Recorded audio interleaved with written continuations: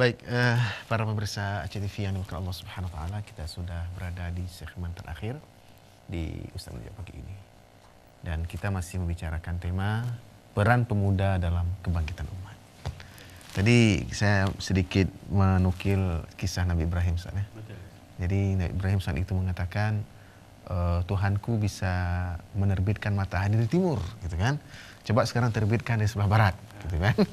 Fabuhital ladzi kafar, maka dalil-dalil orang kafir pun terpatahkan seperti itu. Nah, ini kan pemuda di zaman lalu luar biasa diperankan oleh Nabi Ibrahim seperti ini, dan juga oleh pemuda-pemuda yang lainnya juga, Ustaz. Nah, kalau zaman-zaman sekarang ada nggak pemuda yang secerdas Nabi Ibrahim dan tokoh-tokoh di masa silam itu, Ustaz? Iya, kalau ada kaidahnya Ustaz, kan setiap zaman ada pemudanya. Oh iya iya betul. Setiap zaman ada pemudanya. Kalau Iya, mengukur iya, tingkat kecerdasannya kemungkinannya agak repot gitu ya. Iya. Tapi pemuda-pemuda yang kuat secara pemikiran Iya, pasti hadir di setiap zamannya, Ustaz. Betul, betul. Jadi saat ini dengan peran pemuda yang kuat secara pemikiran, kuat juga dari sisi ruhiyahnya, mereka berhasil dari sisi upaya, Ustaz ya, dari sisi upaya membawa umat ini ke suasana kebangkitan. Dan saat ini kan kita seolah merasakan kebangkitan itu tinggal dekat gitu, tinggal seperti yang Ustaz sebut tadi, tinggal membuka pintu lalu kita masuk ke dalamnya itu. Ya, cuma masalahnya Ustaz, sekarang pintu gerbang itu kita pintu gerbangnya terbuka atau tertutup? Nah, nggak itu. bisa masuk sembarangan. Betul. Memang maka, udah di depan pintu gerbang, tapi pintu gerbangnya belum tentu terbuka. Iya. Maka para pemuda ini kan punya kaidah, mau kami buka atau dibukakan. Gitu ya. Mau dibuka oleh pemuda atau dibukakan sendiri oleh yang punya rumah.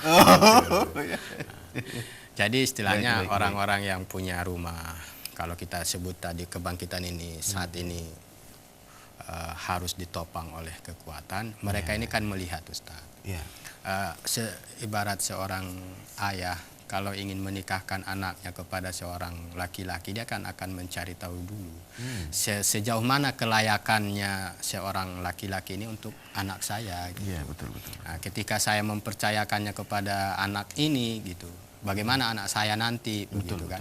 Nah, jadi saat ini para pemuda bergerak, para tokohnya ini melihat. Wait and see. Wait and see. Pantas nggak mereka ini didukung, gitu kan? Pantas nggak mereka ini diberi? Diberi peran. Diberi peran yang lebih besar. Okay. Seperti dulu para tokoh-tokoh memberikan peran kepada Soekarno, Hatta untuk memimpin Indonesia misalnya. Atau seperti masyarakat Yastrib melalui tokohnya memberikan kewenangan kepada Nabi kita untuk mengurusi urusan mereka dengan Islam. Betul. Jadi pemuda mendorong pergerakannya, para tokoh melihatnya. Jadi ketika mereka membuka diri, gerbangnya terbuka dan tinggal masuk, kita akan mendapatkan kebangkitan itu, insya Allah. Kebangkitan yang kita maksud adalah di mana umat secara umum memiliki kesamaan dalam pemikiran Islam, kesamaan dalam perasaan Islamnya, dan juga kesamaan dalam menerima aturan yang diterapkan untuk urusan-urusan mereka. Jadi ketika kita menyebut la ilaha illallah, berarti al-hukmu ilallah. Tidak ada hukum kecuali yang dari Allah, kan begitu. Ketika kita menyebut Muhammad Rasulullah, maka apa yang dituntunkan Nabi itulah yang untuk kita ikuti. Jangan lagi kita mengikuti garis yang telah dibuat oleh Sykes-Picot gitu ya. Sykes-Picot ini kan tokoh Perancis, Ustaz. Yang telah membuat negeri kita ini terpecah. Mereka kan yang membagi dunia Islam ini untuk Perancis, untuk Italia, untuk Inggris gitu. Yang kemudian dalam pertarungannya akhirnya Amerika yang mengendalikan, kan begitu. Lalu di dalam negeri-negeri yang mereka bagi ini, mereka tanamkan pemikiran-pemikiran yang berbasis sekuler. Mereka tidak mempersoalkan agama, tapi akan menjadi masalah kalau agama ini menjadi asas dalam kehidupan. Karena memang berbeda prinsipnya, Ustaz ya. Makanya hari ini kita menyaksikan dan sangat menyesalkan bila di Aceh banyak spanduk yang dipasang jangan campur adukan agama dengan politik. Saat ini lagi muncul itu di simpang-simpang. Padahal hadirnya agama itu sebenarnya adalah untuk mengurusi urusan masyarakat dengan aturan yang datangnya dari yang menciptakan manusia, yakni Allah Subhanahu wa taala. Sebagaimana Nabi kita mencontohkannya pada zaman dulu. Dan Nabi kita berhasil kok mencontohkan syariat itu bukan membawa bencana, justru membawa kebaikan dan keberkahan. Betul. Karena janjinya Allah juga begitu ya Ustaz ya. Betul sekali. Apa itu? Walau anna ahlul qura amanu wattaqau la fatahna alaihim barakatim minas sama wal ard.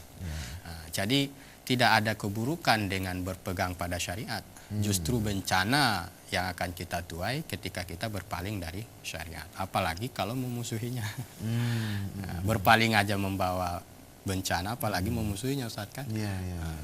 Menolaknya, memusuhinya itu lebih membawa bencana lagi.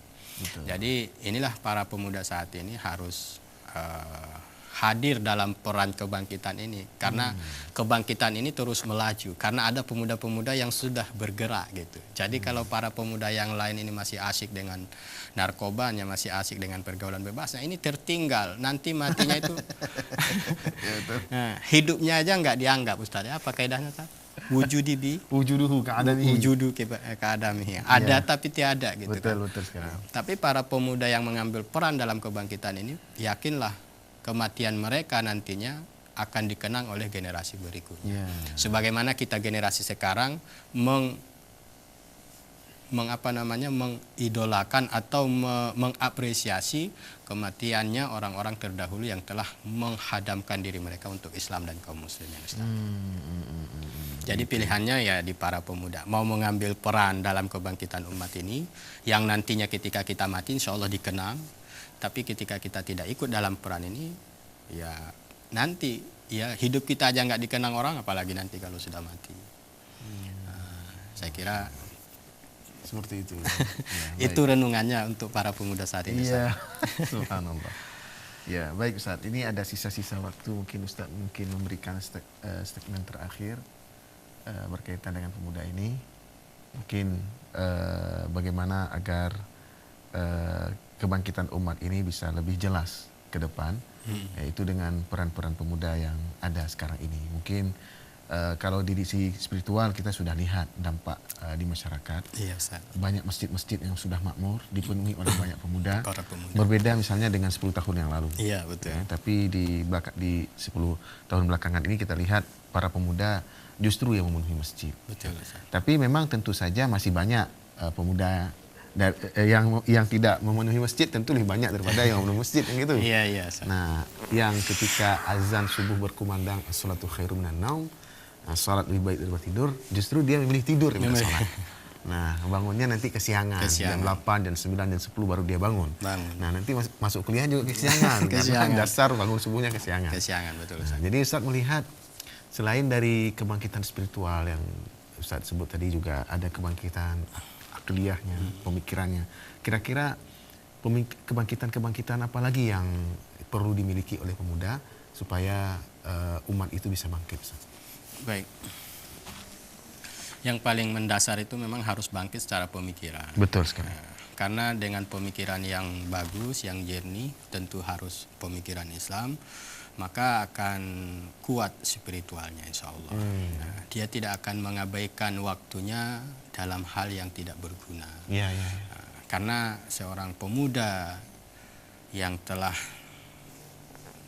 mengambil Islam sebagai jalan hidupnya, dia akan mengenang apa yang sering diucapkannya, bahwa inna sholati wa nusuki wa mahyaya wa mamati lillahi rabbil alamin. Tapi ketika pemikirannya tadi belum bangkit secara utuh, maka kita akan mendapati yang seperti tadi Ustadz sebut, kita akan mendapati para pemuda di masjid, tapi akan mendapati juga mereka dalam pergaulan yang tidak syar'i, bahkan juga bergaul yang dimodis seolah Islami, padahal bergaulnya tidak tepat gitu. Kalau orang bilang sekarang apa itu pacaran yang Islami. Jadi ini bahaya juga. Maka memang yang paling mendasar itu adalah bagaimana para pemuda ini mengaktifkan diri untuk mengkaji Islam itu secara komprehensif, bukan dari sisi sisi tertentu gitu, tapi keseluruhan dikaji yang berkaitan dengan Islam. Tentu yang berkaitan dengan diri kita sendiri harus lebih penting dikaji ya Ustadz ya. Betul, betul.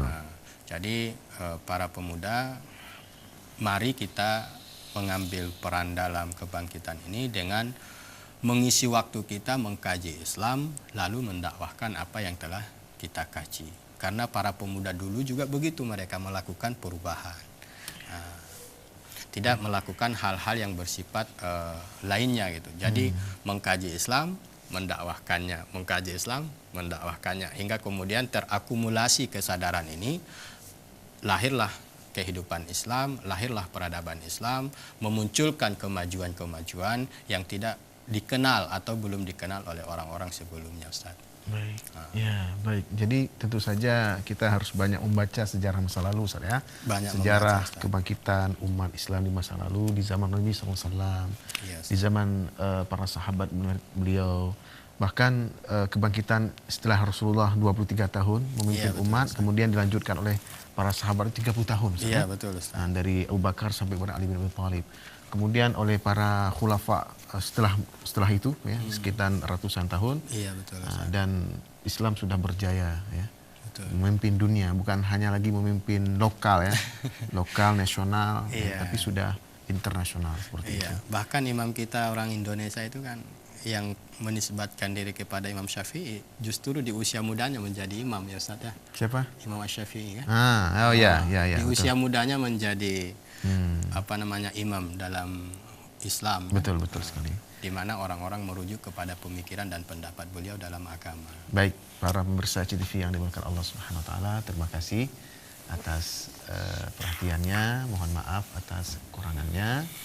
Kepada Ustadz Rahmat juga kita ucapkan terima kasih. Sama-sama Ustaz. Kita tutup dengan doa kafaratul majlis. Subhanakallahumma wa bihamdika asyhadu an la ilaha illa anta astaghfiruka wa atubu ilaik. Assalamualaikum warahmatullahi wabarakatuh. Waalaikumsalam warahmatullahi wabarakatuh.